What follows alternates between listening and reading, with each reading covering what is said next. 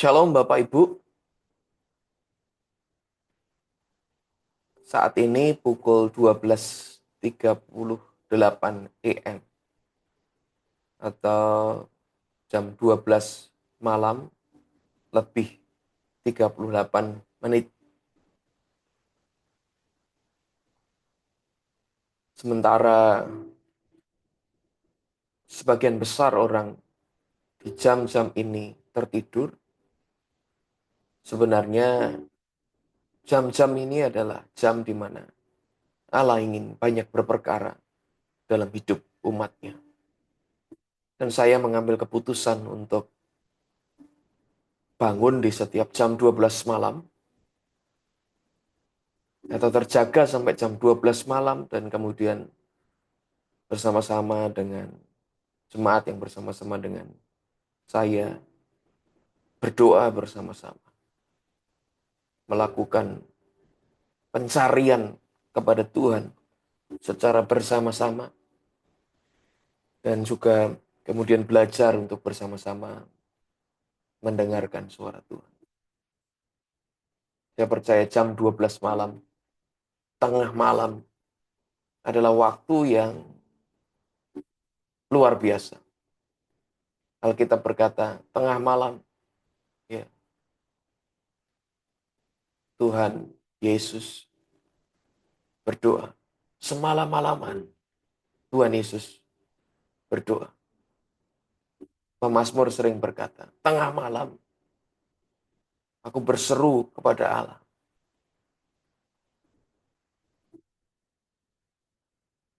Saudara yang mendengarkan video ini, kiranya dibangkitkan dalam hati saudara kerinduan untuk mencari Tuhan.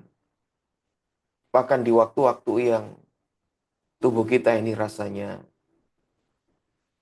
sangat nyaman untuk tidur, sangat nyaman untuk istirahat. Tetapi ketika Tuhan mengajak kita untuk mendekat kepadanya, mari kita mendekat kepadanya dan mengalami. Dia Allah yang dekat dengan kita. Dia Allah yang mau berbicara kepada kita dan menyatakan apa yang jadi kehendaknya atas kehidupan kita. Malam hari ini, saya ingin kita bersama-sama merenungkan bagian firman Tuhan di kitab 1 Petrus pasal yang kelima, ayat yang kelima sampai ayat yang ke-10. Demikian bunyi firman Tuhan. Demikian jugalah kamu, hai orang-orang muda, tunduklah kepada orang-orang yang tua. Dan kamu semua rendahkanlah dirimu seorang terhadap yang lain. Sebab Allah menentang orang yang congkak, tetapi mengasihani orang yang rendah hati. Ini yang firman Tuhan ajarkan kepada kita malam hari ini. Allah menentang orang yang congkak, tetapi mengasihani orang yang rendah hati. Oh, kiranya malam hari ini kita diingatkan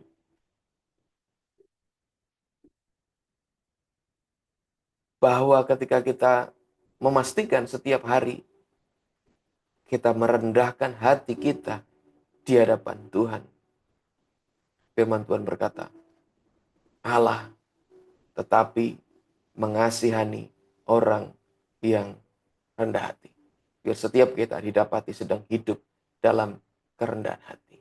Jangan pernah izinkan hati yang congkak, hati yang sombong ada dalam kehidupan kita. Selanjutnya ayat yang ke-6 berkata, karena itu rendahkanlah dirimu di bawah tangan Tuhan yang kuat, supaya kamu ditinggikannya pada waktunya.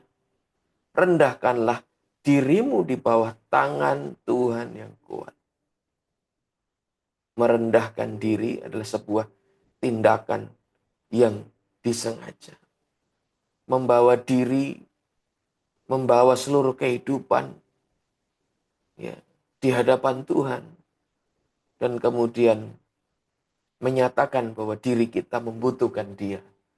Menyatakan bahwa diri kita ini penuh dengan kelemahan. menyatakan bahwa diri kita ini butuh pertolongan Tuhan.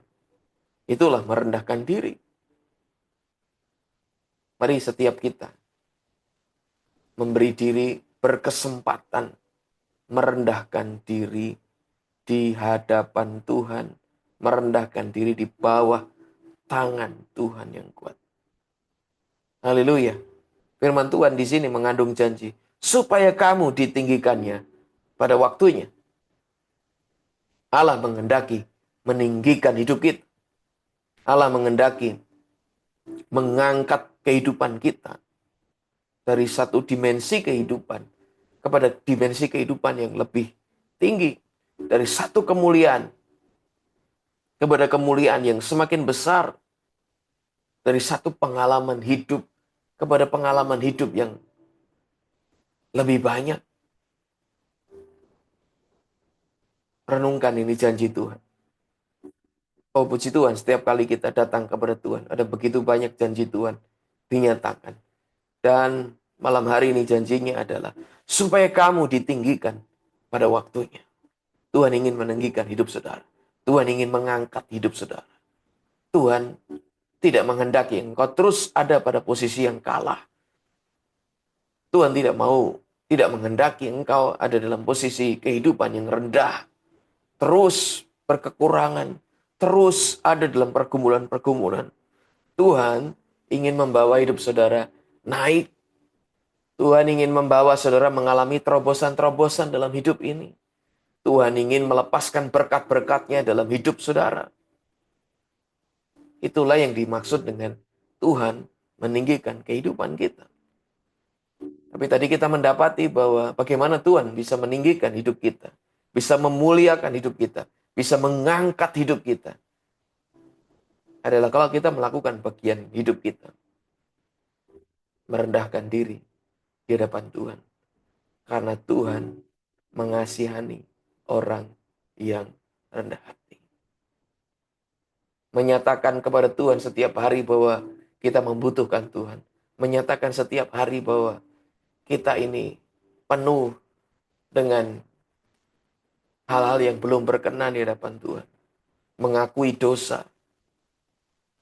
Tidak menyembunyikan pelanggaran. Itulah merendahkan diri di hadapan Tuhan.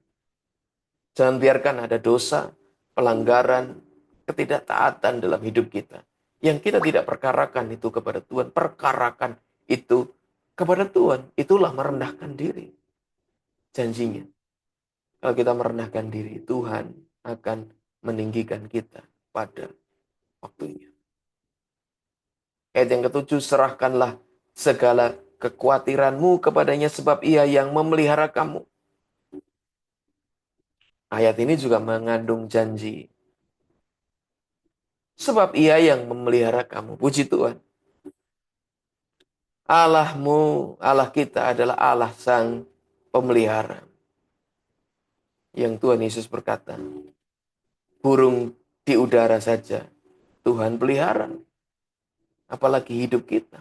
Hidup kita begitu berharga. Mari percayai bahwa Allahmu adalah Allah yang memelihara kehidupanmu. Yang tidak membiarkan kita berkekurangan. Yang tidak membiarkan kita menjadi beban buat orang lain. Tuhan mau hidup kita berkelimpahan. Tuhan mau hidup kita jadi berkat bagi banyak orang. Bagaimana dengan situasi-situasi yang hari-hari ini? Mungkin saudara sedang ada dalam kekurangan. Mungkin saudara merasa hidup saudara masih jadi beban buat orang lain. Firman Tuhan malam hari ini berkata, serahkanlah segala kekhawatiranmu kepadanya.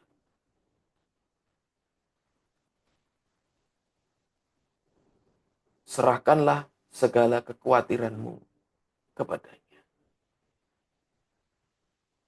Artinya, kita mempercayai Tuhan. Kita tidak memilih untuk khawatir, kita memilih untuk mempercayai Tuhan. Kita memilih untuk memperkarakan apa yang jadi pergumulan-pergumulan kita kepada Tuhan. Tidak menyimpannya dalam hati begitu saja Dan kemudian membiarkan hati kita dipenuhi dengan kekhawatiran, tetapi memperkarakan itu kepada Tuhan. Apa yang hari-hari ini menjadi kekhawatiran dalam hidupmu? Bapak, Ibu, Saudara, tidak salah untuk ketika kita mengalami pergumulan-pergumulan kemudian kita menjadi khawatir. Itu normal, wajar sebagai manusia.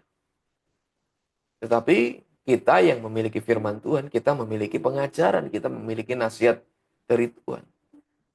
Jangan biarkan kekhawatiran itu terus ada dalam hidupmu. Serahkanlah segala kekhawatiranmu kepadanya. Bagaimana caranya? Doakanlah perkara-perkara yang membuat hidupmu khawatir. Perkarakanlah perkara-perkara yang membuat hidupmu khawatir. Sampai engkau mengalami keyakinan dalam hidupmu. Kepercayaan yang kuat dalam hidupmu. Sampai engkau merasa tidak perlu khawatir lagi. Itulah caranya menyerahkan segala kekhawatiran kita kepada Tuhan. Janjinya, ketika engkau memperkarakan kekhawatiranmu kepada Tuhan, menyerahkan kekhawatiranmu kepada Tuhan, Tuhan akan menyatakan pemeliharaannya di dalam hidupmu. Saudara yang mendengar bagian firman Tuhan ini, saya berkata, saya bernubuat dalam nama Yesus, hari-hari ke depan kau akan melihat bagaimana engkau akan mengalami penyertaan Tuhan, pemeliharaan Tuhan nyata di dalam hidupmu. Ketika engkau terus memperkarakan hidupmu kepada Tuhan, engkau terus merendahkan dirimu di hadapan Tuhan, Tuhan akan mengangkat hidupmu. Engkau akan lihat pemeliharaan Tuhan nyata dalam hidupmu. Terjadilah dalam hidupmu dalam nama Yesus. Ayat yang ke-8, sadarlah dan berjaga-jagalah. Lawanmu si iblis berjalan keliling, sama seperti singa yang mengaum-ngaum dan mencari orang yang dapat ditelannya. Bagian firman Tuhan ini mungkin tidak mengandung janji Tuhan, tapi mengandung peringatan dan mengandung hukum-hukum. Peringatannya adalah ada iblis yang berjalan keliling sama seperti singa yang mengaum-ngaum dan mencari orang yang dapat ditelannya. Mencari orang yang dapat ditelannya. Ketika iblis mendapati orang yang dapat ditelan, dapat dihancurkan, dapat dikalahkan, dapat direndahkan hidupnya, dapat dihancurkan hidupnya, dia tidak akan menyia-nyiakan waktu itu. Sadarlah dan berjaga-jaga. Saudara harus kita membangun setiap hari sebuah kerohanian yang terjaga, sebuah kerohanian yang tersadar, sehingga kita bisa memahami dimensi atau realita kehidupan secara roh.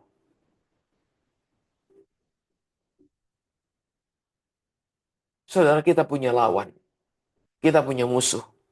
Yesus berkata, pencuri datang untuk mencuri, membunuh, dan membinasakan. Iblis musuh kita ingin mencari cara bagaimana ia ingin menghancurkan hidup kita. Bagaimana ia ingin mencuri damai sejahtera kita. Bagaimana dia ingin menahan berkat-berkat Tuhan datang dalam hidup kita. Nah, senasihat firman Tuhan malam hari ini berkata, ayat yang ke-9, lawanlah dia dengan iman yang teguh. Sebab kamu tahu bahwa semua saudaramu di seluruh dunia menanggung penderitaan yang sama. Jangan biarkan iblis curi damai sejahteramu. Jangan biarkan iblis curi sukacitamu. Jangan biarkan iblis curi berkat-berkat Tuhan dalam hidupmu. Ketika engkau mengalami hari-hari ini mungkin damai sejahteramu hilang. Ketika mungkin hari-hari ini engkau mengalami sukacitamu hilang. Atau berkat-berkat Tuhan dalam hidupmu menjadi bocor dengan banyak kerugian, dengan banyak hal yang menimpa hidupmu. Dan ketika engkau sadar bahwa itu adalah pekerjaan musuh, engkau mulai harus ambil sikap, lawan. Engkau harus mulai berkata, dalam nama Yesus, Aku tidak mengizinkan iblis, engkau curi damai sejahteraku. Engkau curi sukacitaku. Aku menolak pekerjaanmu dalam hidupku. Aku menolak campur tanganmu dalam hidupku. Aku mengusir, mematahkan, menghancurkan pekerjaanmu dalam hidupku. Itu caranya melawan iblis dengan iman yang teguh. Jangan ragu-ragu, jangan ada bahkan ketakutan dalam hidupmu. Karena iblis sudah dikalahkan. Iblis sudah dikalahkan 2000 tahun yang lalu. Dan kita sebagai pengikut Kristus, firman Tuhan berkata, mereka yang menerima Allah dalam hidupnya, menerima karya keselamatan Allah dalam hidupnya, mereka diberi kuasa untuk menjadi anak-anak Allah. Kuasa itu ada dalam perkataan. Engkau punya kuasa untuk mengusir pekerjaan-pekerjaan musuh yang mencoba intervensi dalam hidupmu, mencoba menghancurkan hidupmu, mencoba mencuri berkat damai sejahtera dalam hidupmu. Lawan dia dengan iman yang teguh. Jangan berdiam, lawan dia. Ada janji Tuhan yang kita temukan dalam firman Tuhan ini. Dan Allah sumber segala kasih karunia yang telah memanggil kamu dalam Kristus kepada kemuliaan yang kekal, akan melengkapi, meneguhkan, menguatkan, dan mengokohkan kamu sesudah kamu menderita seketika lamanya. Melakukan peperangan rohani, berdoa di tengah malam seperti ini, menderita buat daging kita. Tapi ada janji Tuhan. Haleluya. Dan Allah sumber segala kasih karunia yang telah memanggil kamu dalam Kristus Yesus kepada kemuliaan yang kekal. Ini janjinya. Akan melengkapi, meneguhkan, menguatkan, dan mengokohkan kamu. Haleluya. Sebab Tuhanlah yang empunya kuasa sampai selama-lamanya. Bukan iblis, bukan masalah-masalah kita yang punya kuasa atas hidup kita.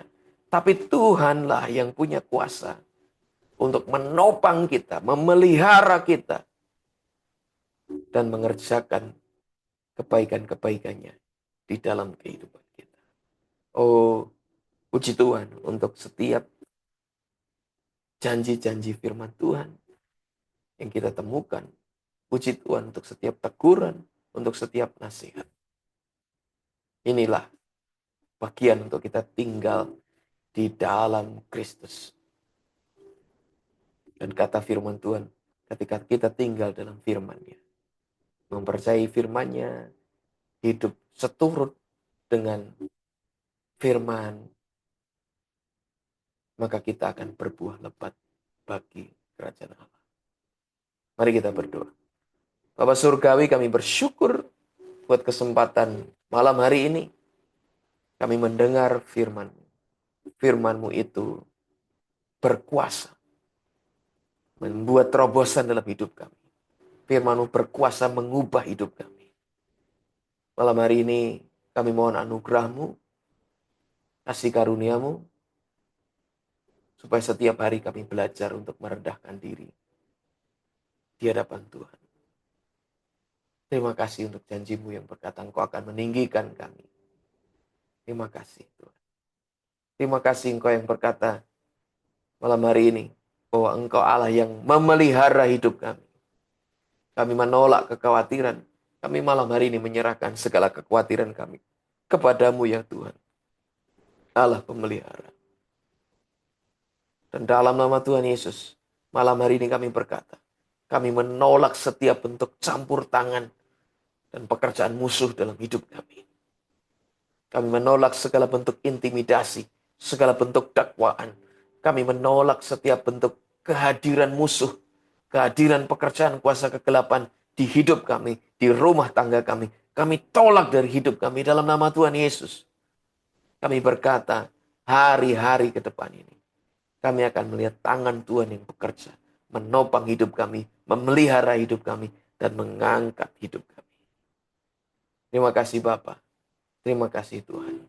Hambamu berdoa untuk anak-anakmu yang mendengarkan siaran ini. Kiranya mereka mengalami terobosan-terobosan di dalam hidupnya. Kiranya mereka mengalami bagaimana tangan Tuhan yang bekerja mengangkat hidup mereka, memulihkan hidup mereka, membawa mereka mengalami terobosan-terobosan. Terjadilah, terjadilah di dalam nama Tuhan Yesus Kristus. Haleluya, haleluya. Amin. Tuhan memberkati.